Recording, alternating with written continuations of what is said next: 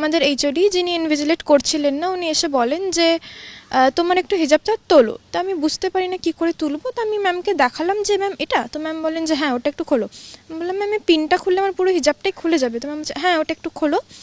তো আমার ফ্রেন্ডসরা প্রোটেস্ট করে যে ম্যাম ওটা ওর হিজাব, আপনি ওকে কী করে খুলতে বলতে পারেন। ম্যাম বলেন ওদেরকে চুপ করিয়ে দেন যে আমি জানি আমি কি করছি, আমার যদি কিছু ভুল হয়ে থাকে তাহলে আমি ওর সাথে কথা বলে নেব। আমার বাকি ফ্রেন্ডসরা বলে যে ম্যাম আপনি ওকে ওয়াশরুম নিয়ে যান তাহলে।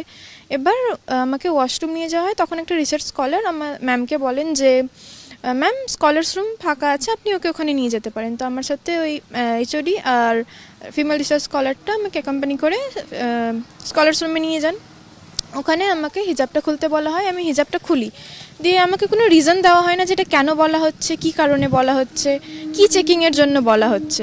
আমাদের এইচওডি যিনি ইনভিজিলেট করছিলেন না, উনি এসে বলেন যে তোমার একটু হিজাবটা তোলো। তো আমি বুঝতে পারি না কী করে তুলবো। তো আমি ম্যামকে দেখালাম যে ম্যাম এটা। তো ম্যাম বলেন যে হ্যাঁ ওটা একটু খোলো।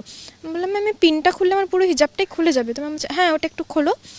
তো আমার ফ্রেন্ডসরা প্রোটেস্ট করে যে ম্যাম ওটা ওর হিজাব, আপনি ওকে কী করে খুলতে বলতে পারেন।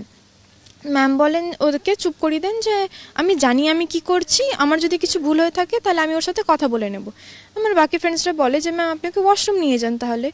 এবার আমাকে ওয়াশরুম নিয়ে যাওয়া হয়। তখন একটা রিসার্চ স্কলার আমার ম্যামকে বলেন যে ম্যাম স্কলার্স রুম ফাঁকা আছে, আপনি ওকে ওখানে নিয়ে যেতে পারেন। তো আমার সাথে ওই এইচওডি আর ফিমেল রিসার্চ স্কলারটা আমাকে অ্যাকম্পানি করে স্কলার্স রুমে নিয়ে যান।